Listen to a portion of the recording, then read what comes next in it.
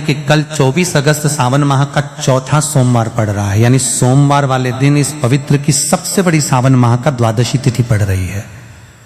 और दोस्तों ये कोई साधारण तिथि नहीं है, ये वो विशेष और दुर्लभ दिन माना जाता है जिसका इंतजार बहुत सारे लोग पूरे साल भर करते हैं। क्योंकि जब सावन माह का द्वादशी तिथि और सोमवार का ऐसा शुभ संयोग बनता है तो इसका महत्व कई गुना बढ़ जाता है।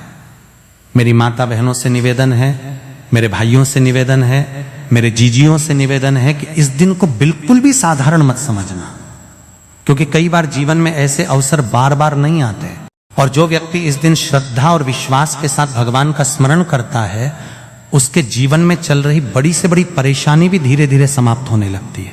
दोस्तों, पूज्य गुरुजी महाराज ने अपनी कथा में कई बार कहा है कि अगर किसी व्यक्ति के जीवन में धन की समस्या चल रही हो, घर में दुख और अशांति हो, काम बनते बनते बिगड़ जाते हो, हाथ में पैसा रुकता ना हो, या फिर मन में कोई ऐसी इच्छा हो जो वर्षों से पूरी ना हो रही हो, तो ऐसे लोगों को सावन माह का द्वादशी तिथि वाले दिन किया जाने वाला 7 काली मिर्च अवश्य करना चाहिए। दोस्तों, बहुत सारे लोग ऐसे होंगे जिन्होंने पूरे साल भर कोई विशेष उपाय ना किया हो। कई लोग ऐसे भी होंगे जिन्होंने मन में सोचा तो बहुत बार होगा कि इस बार उपाय जरूर करेंगे, लेकिन किसी न किसी कारण से नहीं कर पाए होंगे।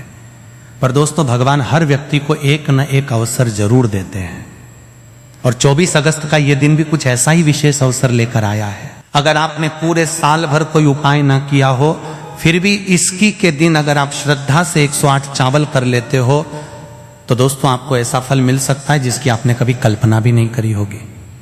क्योंकि विशेष तिथि पर किया गया छोटा सा उपाय भी कई बार बड़े बड़े पूजा पाठ और अनुष्ठानों से ज्यादा फल दे जाता है। दोस्तों, देखा गया है कि बहुत सारे लोगों ने इस प्रकार के उपायों को श्रद्धा से किया और उनके जीवन में बदलाव भी आया। किसी के घर की आर्थिक परेशानी दूर हुई, किसी के घर का क्लेश समाप्त हुआ, किसी की रुकी हुई मनोकामना पूर्ण हुई। इसलिए आप लोग भी इस दिन को अपने हाथ से बिल्कुल मत जाने देना। और दोस्तों, आज हम आपको 7 काली मिर्च बहुत ही अच्छे और सरल तरीके से समझाने वाले हैं। इस वीडियो को देखने के बाद आपको कोई दूसरी वीडियो देखने की जरूरत नहीं पड़ेगी, क्योंकि हम आपको एक एक बात बिल्कुल सरल भाषा में समझाएंगे कि ये उपाय किसको करना है, कब करना है, कैसे करना है और किस भावना से करना है। दोस्तों, की अपने आप में बहुत विशेष मानी जाती है, और जब ये शुभ बुधवार वाले दिन पड़ती है तो इसका महत्व और भी अधिक बढ़ जाता है। कहा जाता है कि इस दिन सच्चे मन से भगवान को याद करके किया गया छोटा सा उपाय भी बहुत जल्दी फल देता है। अगर आपके घर में किसी भी प्रकार की परेशानी चल रही हो, घर में धन नहीं टिकता हो, बार बार बीमारी आती हो, कामों में रुकावट आती हो, घर में तनाव और अशांति रहती हो, या फिर आपको खुद समझ ना आता हो कि आखिर समस्या किस कारण से चल रही है, तो दोस्तों ऐसे में 5 धतूरे आपके लिए बहुत लाभकारी माना जाता है। क्योंकि कई बार जीवन में कुछ ऐसे दोष और बाधाएं चल रही होती हैं जिनका कारण हमें पता भी नहीं होता, लेकिन विशेष तिथि पर श्रद्धा से किया गया उपाय धीरे धीरे उन नकारात्मक प्रभावों को भी कम करने लगता है। दोस्तों, इस दिन 108 चावल का महत्व और भी बढ़ जाता है, और जब कोई व्यक्ति इस उपाय को पूरे विश्वास और सच्चे मन से करता है तो भगवान उसकी प्रार्थना अवश्य सुनते हैं। इसलिए आप लोग इस उपाय को हल्के में मत लेना। तो चलिए दोस्तों, अब आगे वीडियो में हम आपको बताते हैं कि आखिर 7 काली मिर्च को किस समय करना है, कौन कर सकता है, और इसे करने की सही विधि क्या रहने वाली है। लेकिन उससे पहले अगर आप लोग हमारे चैनल पर नए हैं तो चैनल को सब्सक्राइब जरूर कर लेना, वीडियो को लाइक कर देना, और कमेंट बॉक्स में श्री शिवाय नमस्तुभ्यम तन्नमः शिवाय जरूर लिख देना। देखिए मेरे प्यारे भाइयों, मेरी प्यारी माता बहनों, मेरे भोले बाबा के भक्तों, पिछले भाग में हमने जाना कि किस प्रकार श्रद्धा, विश्वास और विधि पूर्वक की गई प्रार्थना मनुष्य के जीवन में सकारात्मक परिवर्तन ला सकती है। लेकिन अब मैं आपको एक ऐसा विशेष उपाय बताने जा रहा हूं जिसे बहुत से भक्त जानते तो हैं, परंतु उसकी सही विधि नहीं जानते। मेरे भक्तों, कई बार क्या होता है, घर में पैसा आता है लेकिन टिकता नहीं, मेहनत बहुत होती है लेकिन फल कम मिलता है, घर में कोई न कोई चिंता बनी रहती है, कभी स्वास्थ्य की चिंता, कभी रोजगार की चिंता, कभी बच्चों की चिंता। ऐसे में मनुष्य धीरे धीरे निराश होने लगता है। लेकिन शास्त्र कहते हैं कि निराशा कभी समाधान नहीं होती। जब तक श्वास चल रही है तब तक आशा भी जीवित है, और जहां आशा जीवित है वहां भगवान की कृपा पहुंचने का मार्ग भी खुला रहता है। आज मैं आपको भगवान भोलेनाथ से जुड़ा एक अत्यंत सरल लेकिन भावपूर्ण दीपक उपाय बताने जा रहा हूं। सबसे पहले यह जान लीजिए कि यह उपाय कब करना है। यदि संभव हो तो सोमवार की संध्या के समय, यदि सोमवार संभव न हो तो प्रदोष काल में, और यदि वो भी संभव न हो तो किसी भी दिन सूर्यास्त के बाद शांत मन से ये उपाय किया जा सकता है। अब बात करते हैं सामग्री की। आपको चाहिए एक मिट्टी का दीपक, शुद्ध देसी घी, रुई की बाती, थोड़े से अक्षत यानी साबुत चावल, एक लोटा स्वच्छ जल, कुछ पुष्प और यदि उपलब्ध हो तो बेलपत्र। भक्तों ध्यान रखिए, सामग्री जितनी सरल होगी भावना उतनी शुद्ध रहनी चाहिए। अब विधि समझिए। सबसे पहले स्नान करके स्वच्छ वस्त्र धारण करें। जहां भगवान शिव की प्रतिमा, चित्र या शिवलिंग हो उस स्थान की सफाई करें। अब एक आसन बिछाकर बैठ जाएं। बैठते ही तुरंत अपनी समस्याओं की चर्चा शुरू मत कीजिए। सबसे पहले 3 बार गहरी श्वास लें, अपने मन को शांत करें। फिर दोनों हाथ जोड़कर भगवान से कहें, हे कैलाशपति, हे भोलेनाथ, मैं आपके चरणों में उपस्थित हूं। मेरे जीवन में जो भी भ्रम, भय और चिंता है उसे दूर करने की शक्ति प्रदान कीजिए। भक्तों जब मन शांत हो जाए तब दीपक तैयार करें। दीपक में घी डालें, रुई की बाती रखें। फिर भगवान के सामने दीपक प्रज्वलित करें। दीपक जलाते समय ये भाव रखें, हे महादेव, जैसे ये दीपक अंधकार को दूर कर रहा है वैसे ही मेरे जीवन के अज्ञान और नकारात्मकता को भी दूर करें। अब शिवलिंग या भगवान शिव के चित्र के सामने अक्षत अर्पित करें, फिर पुष्प अर्पित करें। यदि बेलपत्रों तो श्रद्धा से अर्पित करें। अब कुछ क्षण भगवान के चरणों में बैठकर च नमः शिवाय मंत्र का जाप करें, कम से कम 21 बार। यदि समय हो तो 108 बार। लेकिन भक्तों संख्या से अधिक महत्व भावना का है। 11 बार सच्चे मन से लिया गया नाम भी कई बार 1000 बार बिना भावना के लिए गए नाम से अधिक प्रभावशाली होता है। अब उपाय का सबसे महत्वपूर्ण भाग आता है। जाप के बाद भगवान से अपने मन की बात कहिए, जैसे किसी पिता से पुत्र बात करता है, जैसे कोई अपना दुख अपने सबसे विश्वास पात्र मित्र को बताता है। वैसे ही सरलता से कहिए, हे बाबा, मेरे जीवन में यह समस्या चल रही है, मुझे सही मार्ग दिखाइए, मुझे धैर्य दीजिए, मुझे सही निर्णय लेने की बुद्धि दीजिए। भक्तों याद रखिए, भगवान को आपकी भाषा नहीं, आपका भाव समझ आता है। अब मैं आपको एक महत्वपूर्ण बात बताता हूं। बहुत से लोग उपाय तो करते हैं लेकिन अगले ही दिन परिणाम देखने लगते हैं। जब परिणाम नहीं दिखता तो वे कहते हैं शायद उपाय काम नहीं किया। लेकिन ऐसा नहीं होता। बीज बोने के तुरंत बाद फल नहीं मिलता। पहले जड़ें बनती हैं, फिर पौधा निकलता है, फिर वृक्ष बनता है और उसके बाद फल आता है। इसी प्रकार जीवन में भी परिवर्तन धीरे धीरे आता है। भक्तों एक प्रेरणादायक प्रसंग सुनिए। एक व्यक्ति छोटे से व्यापार में कार्य करता था। व्यापार ठीक नहीं चल रहा था, हर समय चिंता में रहता था। एक दिन एक वृद्ध संत ने उससे कहा, प्रतिदिन कुछ समय भगवान के सामने बैठो और चिंता छोड़कर समाधान पर ध्यान दो। उसने ये बात मान ली। वो नियमित रूप से प्रार्थना करने लगा। धीरे धीरे उसका आत्मविश्वास बढ़ा।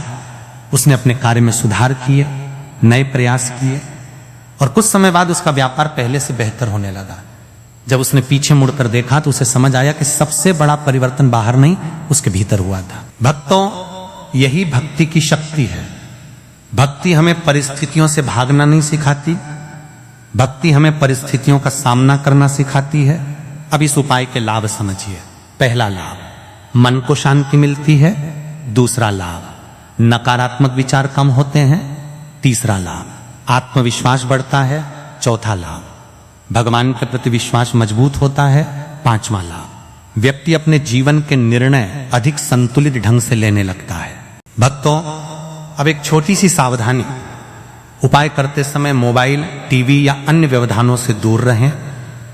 उस समय केवल भगवान और आप, बस इतना ही याद रखिए। कुछ मिनट की सच्ची प्रार्थना कई घंटों की औपचारिक पूजा से अधिक प्रभावशाली हो सकती है। मेरे प्यारे भक्तों, आगे के अगले भाग में हम एक और विशेष शिव साधना, उसके नियम, उसकी सामग्री और उससे जुड़े आध्यात्मिक लाभों पर विस्तार से चर्चा करेंगे। तब तक भगवान भोलेनाथ का स्मरण करते रहिए। हर हर महादेव। भाग 2 समाप्त। मेरे भोले बाबा के भक्तों, यदि आप अभी तक इस प्रवचन को सुन रहे हैं तो समझ लीजिए कि महादेव की कृपा आपको यहां तक लेकर आई है। क्योंकि बिना भोलेनाथ की इच्छा के कोई भी व्यक्ति शिव चर्चा में अधिक देर तक नहीं टिक सकता। कहीं ना कहीं महादेव आपको कोई संकेत देना चाहते हैं, कोई मार्ग दिखाना चाहते हैं। मेरे भक्तों, जीवन में कई बार ऐसी स्थिति आ जाती है जब मनुष्य चारों तरफ से घिर जाता है, कर्ज बढ़ता जाता है, आय कम होती जाती है, घर में अशांति बढ़ने लगती है और धीरे धीरे व्यक्ति का आत्मविश्वास टूटने लगता है। ऐसे समय में लोग कहते हैं कि भाग्य साथ नहीं देगा, लेकिन मैं आपसे एक बात कहता हूं, जब तक महादेव का नाम आपके साथ है तब तक आपका भाग्य पूरी तरह आपका साथ छोड़ ही नहीं सकता।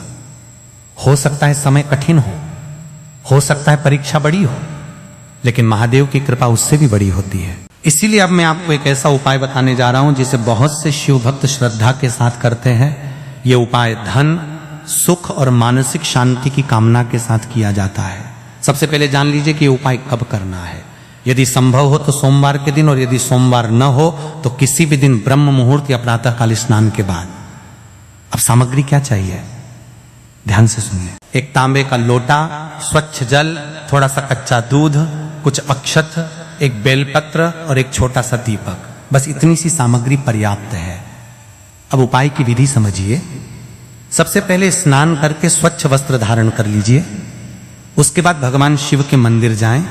यदि मंदिर जाना संभव न हो तो घर के मंदिर में भी श्रद्धा के साथ ये साधना की जा सकती है।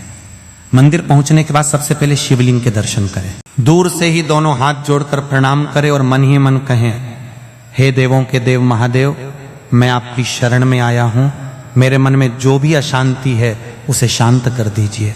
अब तांबे के लोटे में जल भरिए, उसमें थोड़ा सा दूध मिलाइए, कुछ अक्षत डाल दीजिए, फिर उस लोटे को दोनों हाथों से पकड़कर अपनी आंखें बंद कर लीजिए। अब अपनी समस्या को याद कीजिए, लेकिन केवल समस्या नहीं, समाधान की भी कल्पना कीजिए। यदि आर्थिक परेशानी है तो अपने आप को स्थिर और आत्मविश्वासी देखिए। यदि घर में क्लेश है तो परिवार में प्रेम और शांति की कल्पना कीजिए। यदि कोई मनोकामना है तो उसके पूर्ण होने के बाद भगवान को धन्यवाद देते हुए स्वयं की कल्पना कीजिए।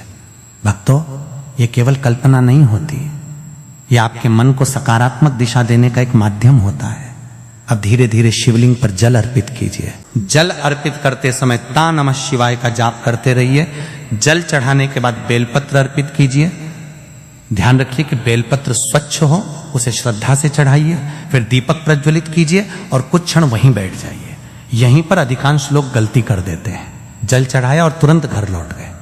लेकिन मेरे भक्तों, भगवान के दरबार में कुछ समय बैठना भी उतना ही महत्वपूर्ण है। कम से कम 5 से 10 मिनट शांति से बैठिए, महादेव का ध्यान कीजिए, अपने मन की बातें कहिए, अपनी चिंताएं उन्हें सौंप दीजिए और फिर ये विश्वास लेकर उठिए कि बाबा ने आपकी प्रार्थना सुन ली है। अब मैं आपको एक प्रेरणादायक प्रसंग सुनाता हूं। मध्य भारत के एक छोटे से क्षेत्र में एक वृद्ध व्यक्ति रहते थे। जीवन भर मेहनत की, लेकिन वृद्धावस्था में आर्थिक कठिनाइयों का सामना करना पड़ा। मन बहुत दुखी रहने लगा। एक दिन किसी संत ने उनसे कहा, प्रतिदिन भगवान शिव के सामने बैठकर केवल 5 मिनट कृतज्ञता व्यक्त करो। उन्होंने ऐसा करना शुरू किया। कुछ दिनों बाद उनकी सोच बदलने लगी। जो व्यक्ति हर समय शिकायत करता था वो धन्यवाद देना सीख गया। जो व्यक्ति हर समय भय में रहता था वो आशावादी बनने लगा। और धीरे धीरे उसके परिवार के लोगों का व्यवहार भी बदलने लगा। भक्तों, ये कोई जादू नहीं था, ये मन की दिशा बदलने का परिणाम था। याद रखिए, जब मन बदलता है तब जीवन बदलने लगता है। अब इस उपाय के लाभ समझिए। पहला लाभ, मन में स्थिरता आती है। दूसरा लाभ, निराशा कम होने लगती है। तीसरा लाभ, भगवान के प्रति विश्वास बढ़ता है। चौथा लाभ, व्यक्ति अपने लक्ष्यों पर अधिक स्पष्टता से कार्य कर पाता है। पांचवा लाभ, परिवार में सकारात्मक वातावरण बनाने में सहायता मिलती है। लेकिन एक बात का विशेष ध्यान रखें, किसी भी उपाय को अंधविश्वास की तरह न करें, उसे श्रद्धा, प्रार्थना और आत्म सुधार के भाव से करें। भगवान हमारे कर्मों का महत्व भी उतना ही देखते हैं जितना हमारी प्रार्थनाओं का। इसलिए उपाय के साथ साथ अपने जीवन में अनुशासन भी लाइए, मेहनत कीजिए, सत्य का पालन कीजिए और दूसरों का सम्मान कीजिए। तभी भक्ति का वास्तविक फल प्राप्त होता है। मेरे प्यारे भक्तों, अगले और अंतिम भाग में हम एक अत्यंत सुंदर समापन साधना, महादेव के प्रति पूर्ण समर्पण और जीवन में आध्यात्मिक शक्ति बढ़ाने के विषय में विस्तार से चर्चा करेंगे। तब तक महादेव का नाम लेते रहिए। हर हर महादेव। भाग 3 समाप्त।